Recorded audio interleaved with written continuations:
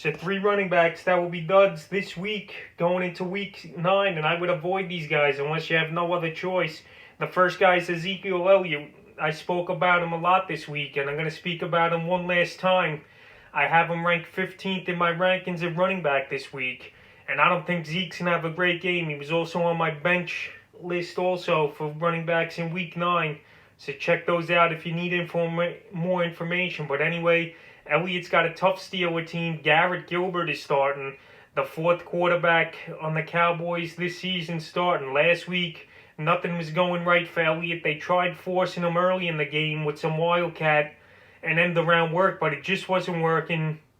Steelers give up the least amount of fantasy points to running backs. They're going to stack the box for sure on Elliott and make Gilbert try to beat him. So Zeke Elliott, he's going to have a dud performance, and I'm only predicting him having 6 to 11 point range if you don't get in the end zone. The second guy's Jonathan Taylor, and he's been banged up, but he's going to play. He practiced Wednesday and Thursday, so he's going to play, but he's got the ankle a little. He didn't look good. Jordan Wilkins had 20 carries, and Hines, he also had 4 or 5 touches with 2 touchdowns out of the backfield. Hines, I wouldn't be worried about eating into Taylor's role anyway, because he's role set to 8 to 10 touches a day and mostly third down work. But Wilkins getting 20 carries is concerning for Taylor owners, and so is this matchup this week versus a tough Baltimore defense.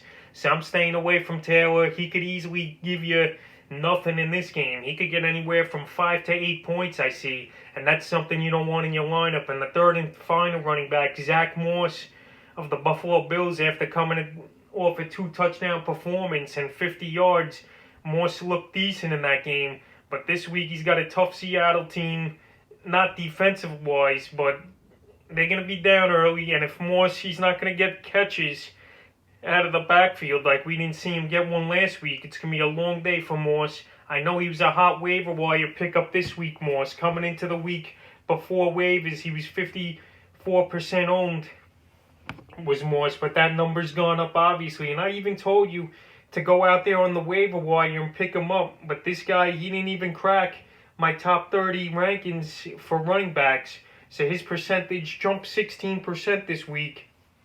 But I don't think Moss will have a good game.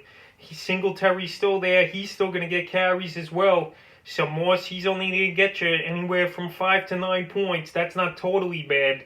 But there's just better options on the wire that came off this week or that you have on your bench. So Zack Moss, I think he's going to be a dud also. So that's 3 dud running backs I have going into week 9.